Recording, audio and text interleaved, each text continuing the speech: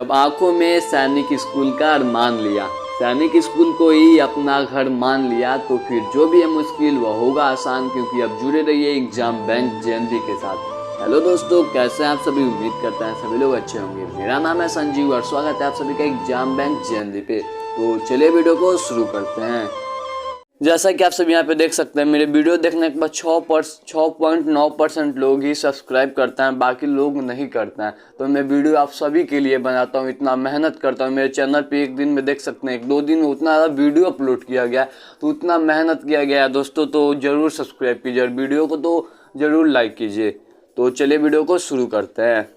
तो मेरे प्यारे दोस्तों, यहाँ पे देखिए नेक्स्ट क्वेश्चन है। नेक्स्ट क्वेश्चन में बोल रहा है कि एक आयत की लंबाई और चौड़ाई का योग 50 सेंटीमीटर है। अगर आयत का क्षेत्रफल उसकी लंबाई का 16 गुना है तो आयत की लंबाई कितनी होगी?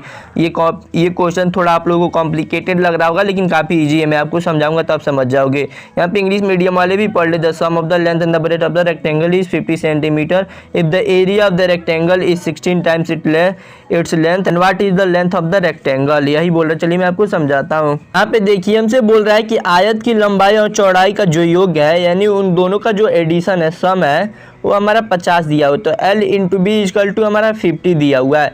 और उसके बाद से हमारा क्या बोल रहा है कि आयत का जो क्षेत्रफल है उसकी लंबाई का 16 गुना है। चलिए अब देखिए, आयत का क्षेत्रफल कितना होता है? L इंटू बी, और ये क्या है? उसकी लंबाई का 16 गुना है। अब देखिए, ये तो ऑलरेडी से हमारा 16 गुना है, तो क्या हो कि अगर हम इधर भी 16 गुना कर दे तो ये भी इक्वल हो जाएगा हमारा।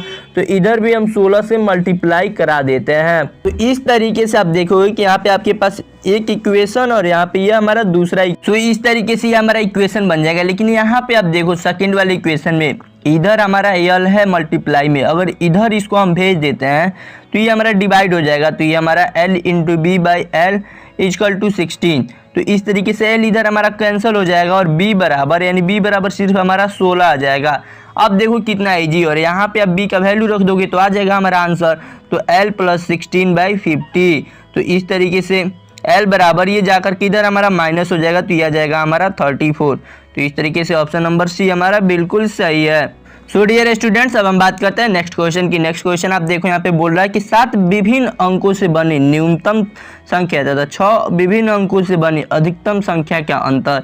अब यहाँ पे आप देखना लिखा है विभिन्न अंकों से। इसी तरीके से इंग्लिश में देखो, the difference between the minimum number made of 7 different digit and the maximum number made of the 6 different digit is. So dear students, आपने ध्यान दिया होगा कि यहाँ पे विभिन्न लिखा गया है। कई बच्चे तो यहाँ पे सुने होंगे तो काफ़ी आसानी से निकाल देंगे। वो लिख देंगे 1 0 0 0 0, यहाँ पे 6 0, और उसके बाद से यहाँ पे ये अधिकतम संख्या क्या गया तो 9 9, और उस तरीके से यहाँ पे इसका आंसर निकाल देंगे। तो ये हमारा गलत होगा।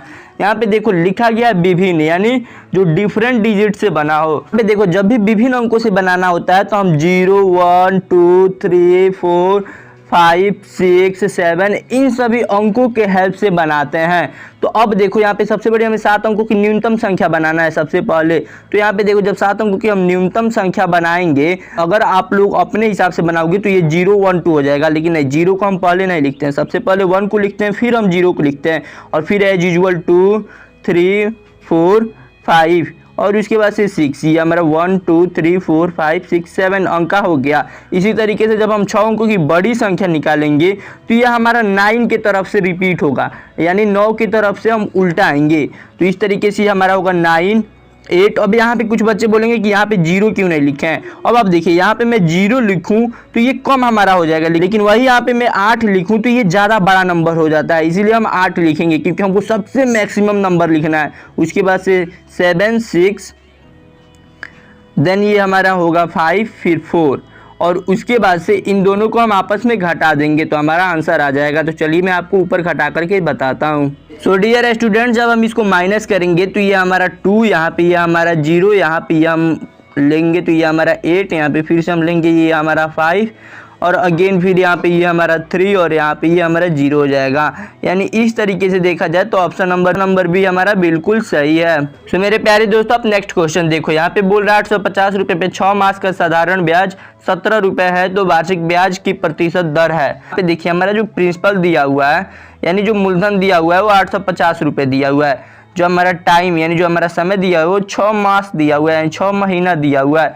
तो इसको हम क्या करेंगे, चेंज कर लेंगे ईयर में। तो ये 6 से हम डिवाइड कर देंगे इसको 12 से, तो ये हमारा ईयर में आ गया। और उसके बाद से जो हमारा एसआई दिया हुआ है यानी हमारा जो साधारण ब्याज दिया हुआ है वो हमारा 17 रुपये दिया हुआ है। अब यहाँ पे हमको प्रतिशत दर निकालना है। तो एक और क्वेश्चन भी मैंने आपको ऊपर बताया था, इसको भी मैं आपको बता दे रहा हूँ। तो मेरे प्यारे दोस्तों यहाँ पे देखो, साधारण ब्याज बराबर हमारा मूलधन गुणे दर गुणे समय बटा 100 P into R into T by 100। अब इसको देखो जब हम सॉल्व करेंगे तो यहाँ पे हम इसका भर देंगे जो वैल्यू दिया हुआ है। तो ये हमारा दिया था 17 रुपये और हमारा जो P का वैल्यू है वो दिया हुआ है 850 इंटू जो हमारा रेट है उसको निकालना है। जो टाइम हमारा दिया हुआ है 612 और गुणे 100 हमारा ये हो गया।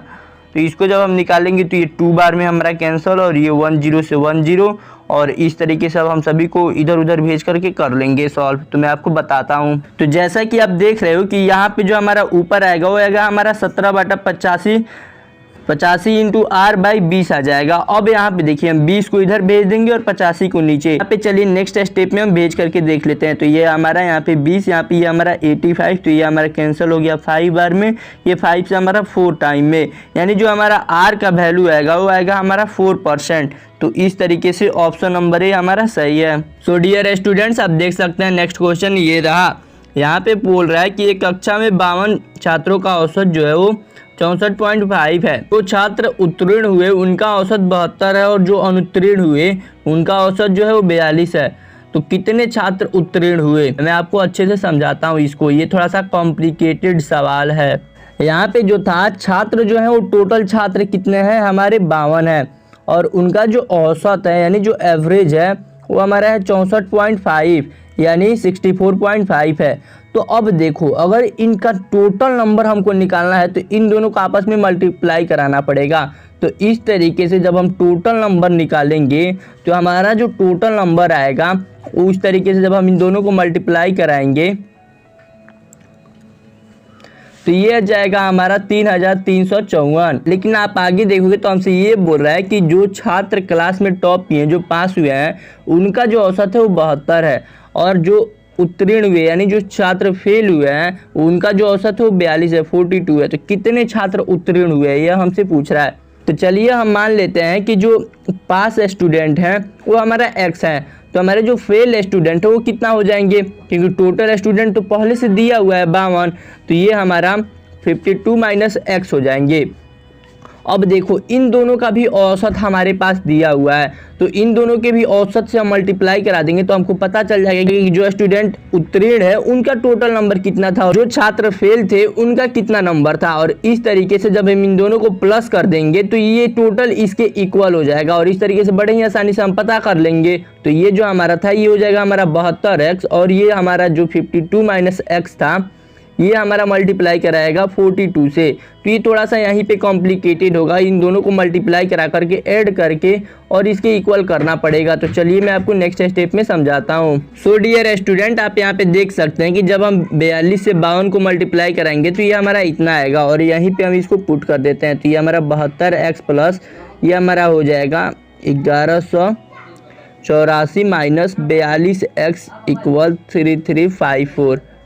और इस तरीके से देखिए ये हमारा 72x और ये माइनस हमारा 42x। तो इसको जब हम सॉल्व करेंगे तो ये हमारा हो जाएगा 30x और यहाँ पे ये प्लस का सिंबल रहेगा क्योंकि यहाँ पे प्लस वाला ज़्यादा है और ये जो हमारा है ये आकर के इधर माइनस हो जाएगा। तो इधर जब हम इसको माइनस करेंगे तो ये आ जाएगा हमारा 0, यहाँ पे ये हमारा आ जाएगा 7 और फिर हमारा यहाँ पे 1 और फिर हमारा यहाँ पे 1 अगेन। तो इस तरीके से यहाँ पे ये 0 से 0 हमारा कैंसिल हो जाएगा और यहाँ पे हमारा जो x इक्वल होगा ये हमारा जो 3 इधर था मल्टीप्लाई में इधर आकर के डिवाइड कर देगा। तो 117 और 3 से डिवाइड कर देगा। वैसे भी यहाँ पे भी 0 रहता और 0 रहता तो मैंने पहले ही कट कर दिया है। तो इस तरीके से जब हमारा ये कट होगा तो ये 3 3 9 और 2 3 9 27। इस तरीके से ये हमारा 39 आ जाएगा यानी ऑप्शन नंबर बी। जानबूझ करके आपको थोड़ा लॉन्ग टर्म बताया, आप चाहते तो इसको सीधे ऑप्शन पे भी चेक कर सकते थे। सो डियर स्टूडेंट्स, अब हम बात करते हैं अपने नेक्स्ट क्वेश्चन की। इसमें हमसे बोल रहा है कि 6 के प्रथम 4 गुणजों का योगफल the average of the first 4 multiples of 6। अब 6 के 4 मल्टीपल्स कौन कौन से होते हैं, 6, 12, 18 और 24 और इनको सभी को ऐड कर दो आपस में और डिवाइड बाय 4 कर दो। तब हमको एवरेज मिल जाएगा, औसत इसका हमको पता चल जाएगा। तो जब हम इन सभी को ऐड करेंगे तो यह हमारा 10 इस तरीके से हमारा 60/4 हो जाएगा और ये कट होगा तो हमारा 15 आ जाएगा। इस तरीके से ऑप्शन नंबर भी हमारा सही है। वैसे ये तो मेरे प्यारे दोस्तों, इस वीडियो को आप लाइक करना, अपने दोस्तों के साथ शेयर करना और चैनल को सब्सक्राइब कर लेना ताकि मेरा चेहरा इस इमोजी की तरह हंसता हुआ रहे। तो मिलते हैं अगले वीडियो में, तब तक के लिए जय हिंद।